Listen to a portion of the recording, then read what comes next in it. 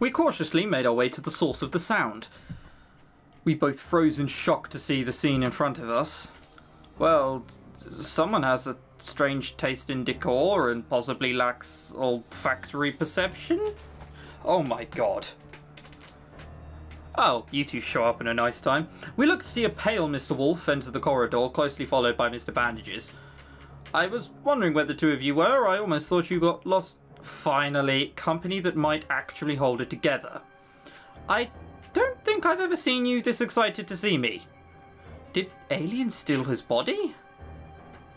Mr. Bandages completely ignored us as he walked through the bloodied corridor to get a closer look at the bloodstained message on the wall. I cringed at the sloshing of his feet over the entrails. It's not real! Eric's suddenly outdone himself this time. For once, something in his Halloween event is more creepy than corny. Are you going to tell us what you're looking at, or just stay there and enjoy the smell? Hey, the message is a little smeared, alright? And the writing itself is really untidy. I'm trying to figure out the words out right now. He scanned the words before making a rude sound. But there's nothing useful here. What does it say, though? I'll hide something something seek.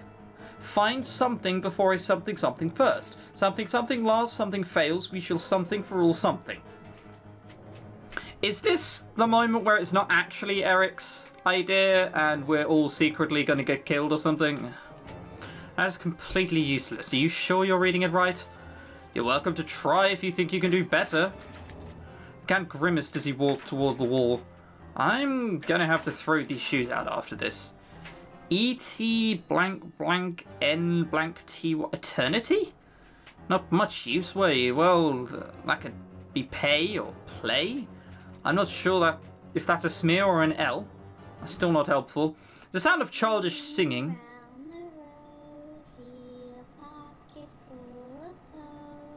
That's always the worst thing to hear. You do not want to hear children singing that. And the laugh makes that worse. The sound of childish singing bounced off the walls, seemingly coming from everywhere at once.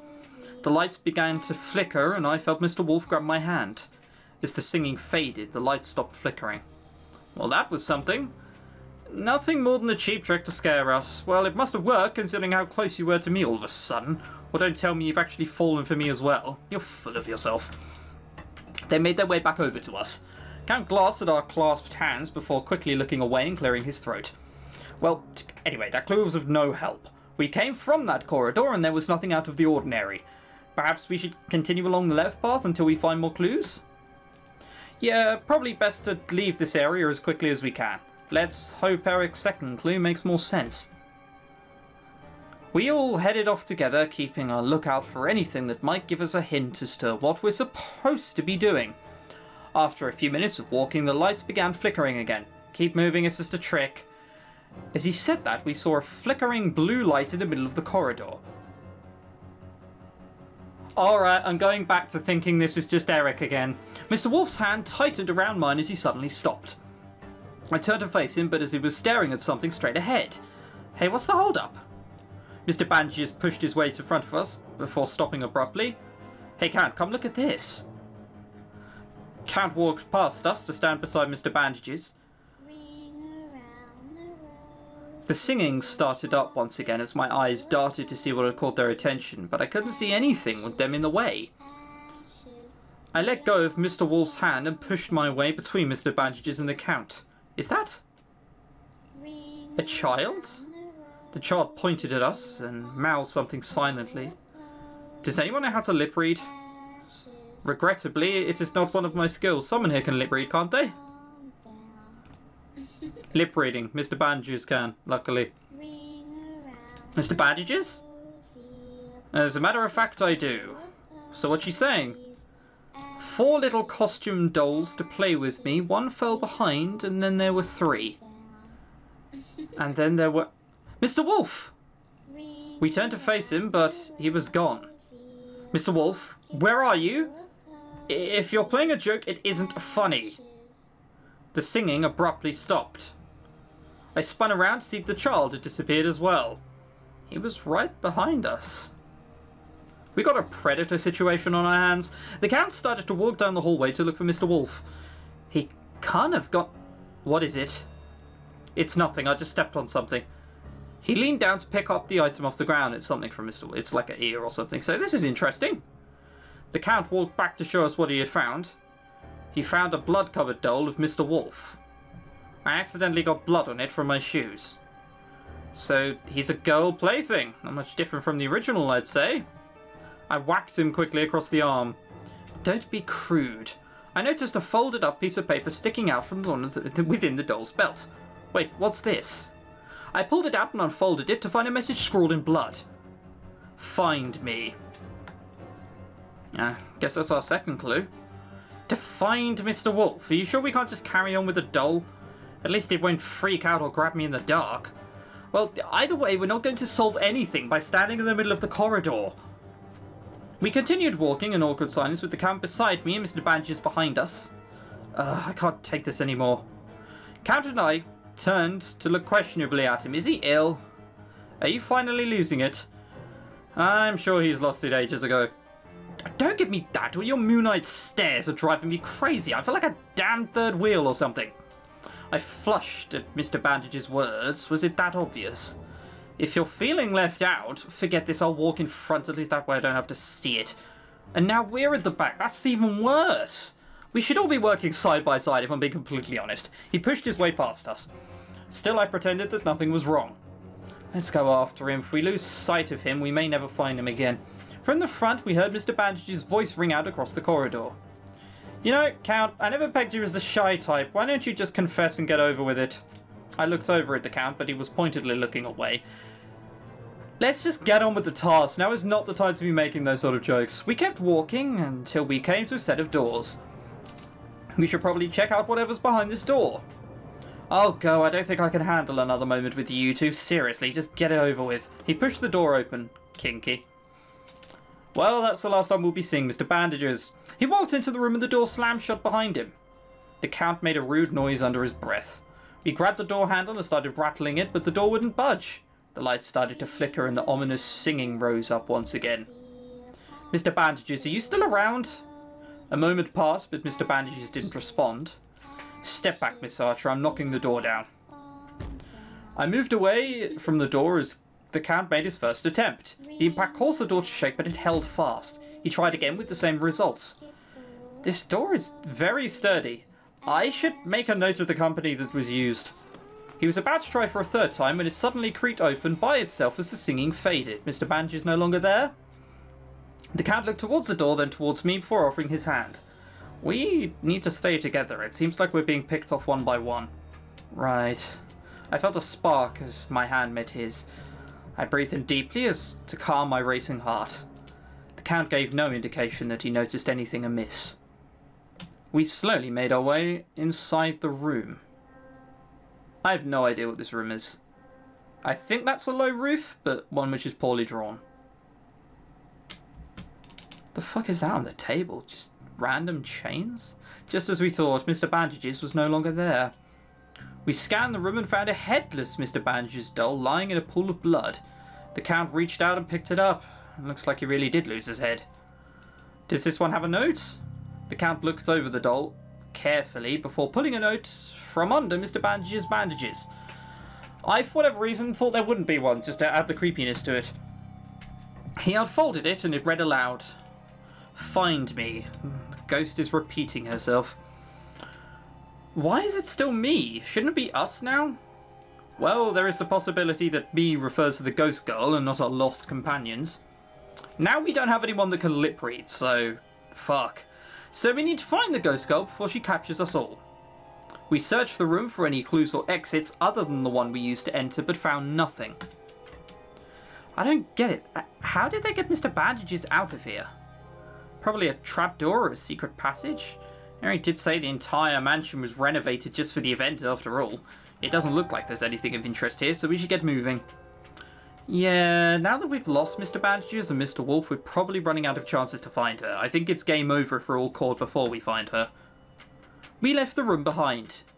We cautiously continued down the corridor, keeping an eye out for anything unusual. Stay alert, it's been too long since anything has happened. I'd prefer this to the ghost girl snatching one of us. So would I, but in a movie this would be the point where something terrible would happen to catch us off guard. The Count stopped abruptly. Please tell me I'm imagining that? I stopped as well, and that's when I noticed it. The ground was shaking slightly. It's not your imagination. I see. Let's keep moving then. For that to be your imagination, you have to be on hard drugs. Despite his words, he didn't move. Are you okay? Fine, fine, perfectly fine. Why would you even ask? He shot me a shaky smile. I narrowed my eyes at him.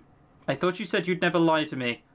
I'm still standing, aren't I? I must just be feeling a bit nauseous. The smell of blood must be catching up to me. Don't do that. Don't pretend that you're okay when you're obviously not. I don't see why it should matter to you anyway. It matters to me because I care about you. Not nearly enough to take a chance on me. I felt a stab of pain in my heart and hung my head. He cursed under his breath.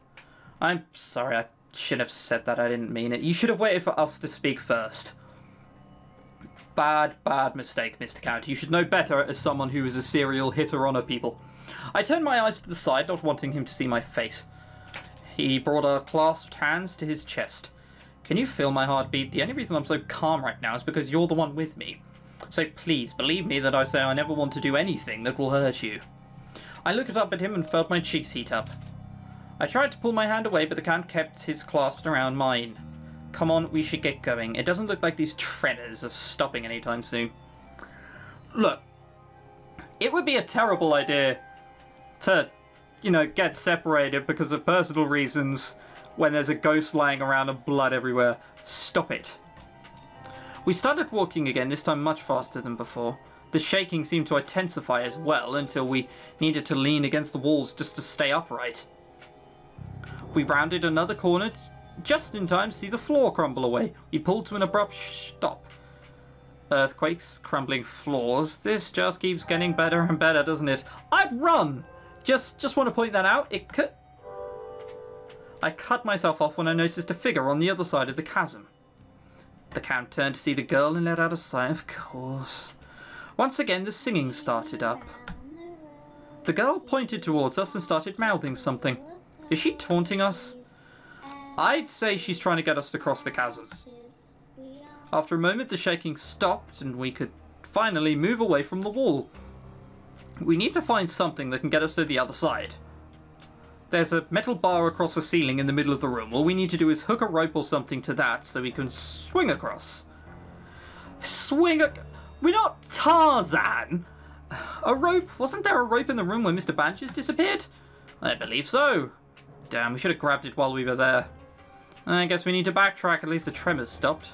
Yeah, let's make a run for it then. The quicker we get this over, the better. Right. We ran back to the room as quickly as we could. The Count picked up the rope before looking around for a moment. Do you see any hooks around? It would certainly make this easier. I pointed to some devices suspended from the ceiling. Those look like carabiner hooks. Holding those things up. Perfect. Now we just need to find a way to get them down. There's a chair in my room. That would be so unnecessarily harsh to say. So we'll save it again. Oh, 8 save slots all used. That's a horrible sort. That's a horrible sight. Give me a boost. Are you sure you're wearing a skirt after all? I'd offer to boost you, but I don't think I could lift you high enough. Besides, it's not like you have to close your eyes or look away. Point taken. The Count bent down hesitantly and put his arms around my thighs before lifting me up while pointedly looking away. He's only closing one eye. That's cheating. I reached out for the nearest carabiner. Shoot, it's a little out of my reach. Move a little to the left, a little more. Perfect. I quickly grabbed the carabiner. Got it.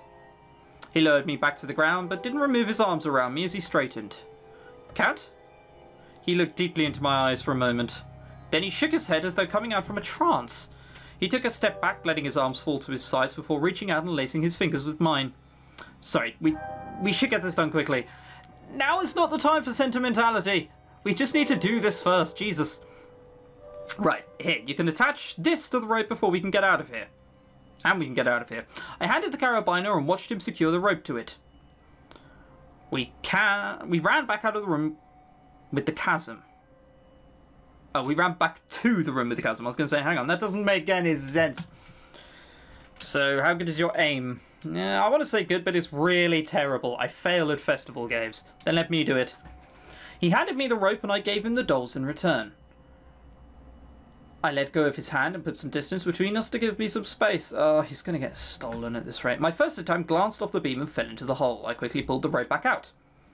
I didn't hear it hit the bottom. I wonder how deep that hole really is. Hopefully we won't have to find out. Whoever swings across to the other side first is going to be the one who isn't nicked, I reckon. Or the rope will disappear or something like that. Basically, once we're on the other side, there's nothing we can do about it. Indeed. I tried again. Yes, I managed to hook the carabiner to the rod.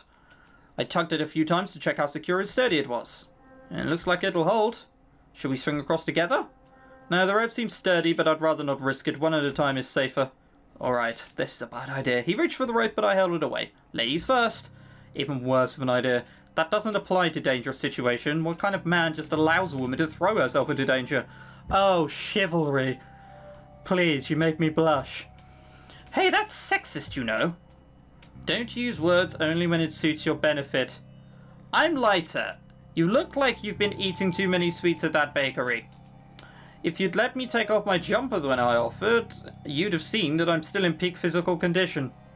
I already knew that from when I was pressed against you last time. Oh, so we're just bringing that up like it's nothing. We're just randomly bringing that up despite where it was left off. Yeah, sure, why the fuck not? His eyes widened at my unexpected response, and I used the opportunity to take a running leap across the chasm before he could stop me. As I sailed through the air, the light started flickering again. Shit. The moment my feet hit the ground on the other side, I whirled to find the Count, only to have my fears realised. He was gone. We knew that would happen. We knew that. I said that would happen. It's your fault for being really stupid. I'm sorry, but you're really stupid.